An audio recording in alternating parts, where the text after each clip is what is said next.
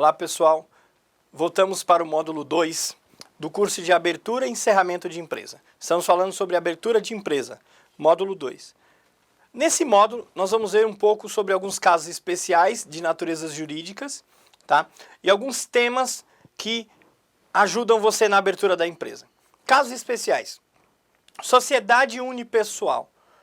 Pode acontecer de você ter uma sociedade empresária limitada ou uma sociedade simples limitada e sair alguém da sociedade.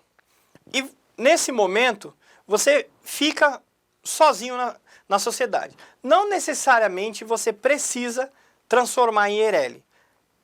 O Código Civil te dá 180 dias para que você possa ou constituir um novo sócio, no caso, constituir a pluralidade das cotas, ou transformar em EIRELI, ok? Caso isso não ocorra, você vai ter aí uma empresa com problemas, porque ela nem será uma sociedade limitada ou simples limitada, e nem será uma EIRELI, tá? Então, sociedade unipessoal, em alguns momentos, na sociedade limitada, a sociedade poderá ficar com apenas um sócio. Mas, de acordo com o artigo 1033 do inciso 4º, poderá permanecer no máximo 180 dias com apenas um único sócio. Após o término desse prazo, deverá ser restabelecido o número mínimo de 2 sócios. Tá?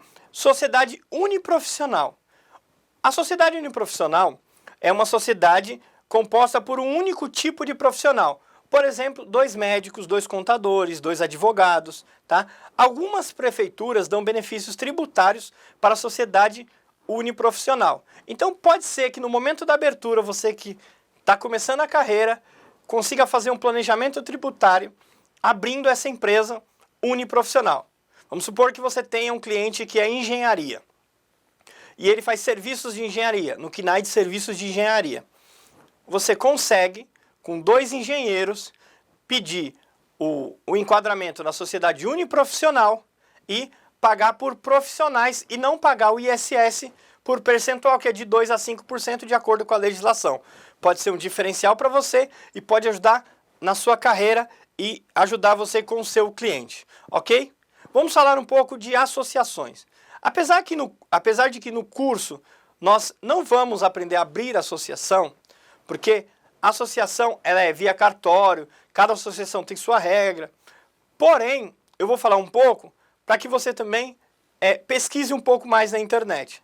Associação é entidade aberta através de reunião de grupo de pessoas e tem o objetivo cunho social.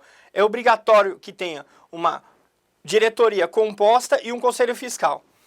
O documento legal da Constituição é o Estatuto, ok? Então você vai abrir uma associação, um instituto ou uma igreja, ela precisa ter o Estatuto, ela vai precisar ter a ata dos sócios, vai precisar ter ata da assembleia, ata de reunião dos sócios, tudo isso são documentos de associações, igrejas, institutos, todos esses são os documentos necessários. Associações, igrejas, institutos são abertos em cartório.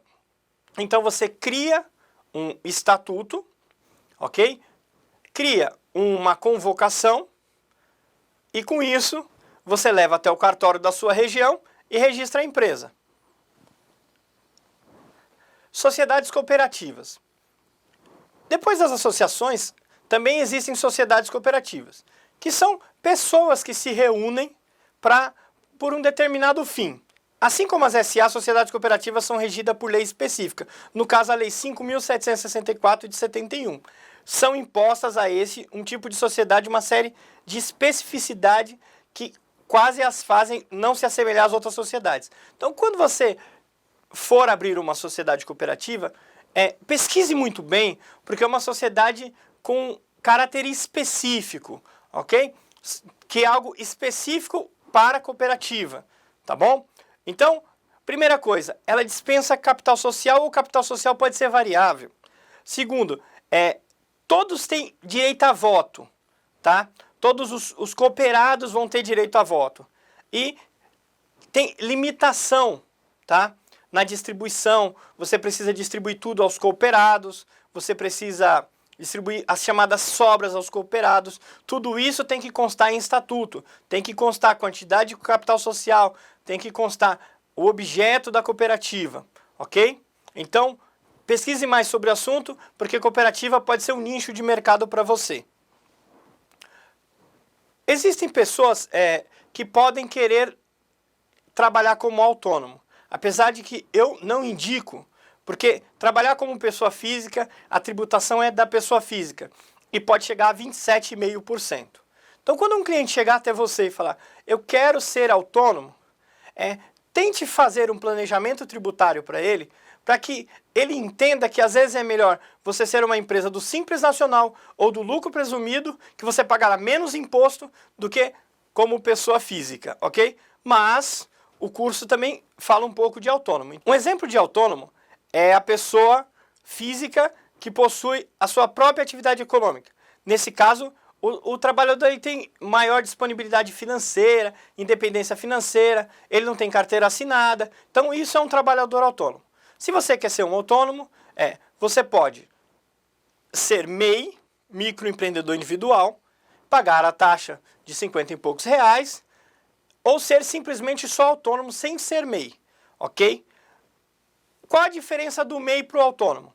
O MEI, ele é uma empresa constituída com CNPJ. O autônomo não, é uma pessoa física com cadastro na prefeitura.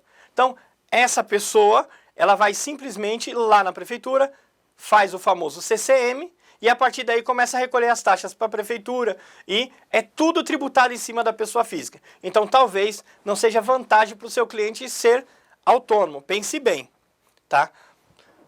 Bem, nós vamos entrar agora numa fase de os termos mais utilizados quando vai se abrir empresa. É importante você que está aprendendo a abrir empresa entender o que significa cada coisa. Por quê? Porque às vezes você é questionado ou vem uma exigência da junta e você não sabe o que significa e isso atrapalha o seu desenvolvimento profissional e até a credibilidade do seu cliente. Então, primeira palavra que você já deve saber, mas é sempre importante frisar, é sócio. O que é sócio? Trata-se da pessoa física ou jurídica que, junto com uma ou mais pessoas, tá, elas constituem uma empresa. Então, uma empresa pode ter uma pessoa física de sócio e uma pessoa jurídica, ok? Sócio administrador. O sócio administrador é o sócio que terá a responsabilidade de administrar a empresa e é ele que fica responsável por gerir os recursos. Geralmente o sócio administrador é o responsável na Receita Federal. O sócio estrangeiro pode ser pessoa física ou jurídica. Quando for pessoa física, o que ele precisa fazer no Brasil? Provar a existência da empresa, tá? Ter um representante brasileiro. Ah, mas todos os sócios da empresa moram em outro país, ok, mas precisa ter um representante brasileiro, tá? Uma procuração traduzida e juramentada em português e também na língua local. A empresa da Espanha tem que ter uma procuração em espanhol e uma procuração traduzida e juramentada em português, ok? E nomear um representante brasileiro, que é a pessoa que vai sempre responder diante as autoridades. Tá? Se o sócio for pessoa física, o sócio estrangeiro, ele precisa nomear um procurador brasileiro. Com a mesma, nomear um procurador brasileiro e ter também a procuração traduzida e juramentada em português. Procurador é a pessoa nomeada pelos sócios para representar o sócio ou a sociedade. Então você dá uma procuração para uma pessoa, ela vai te representar. Ela é você naquele momento. Tá? O administrador, ele não é o sócio administrador. Ele pode ser um administrador constituído pela sociedade ou um administrador contratado. Tá? Então, você pode, no contrato social, ter os sócios e colocar ali o administrador.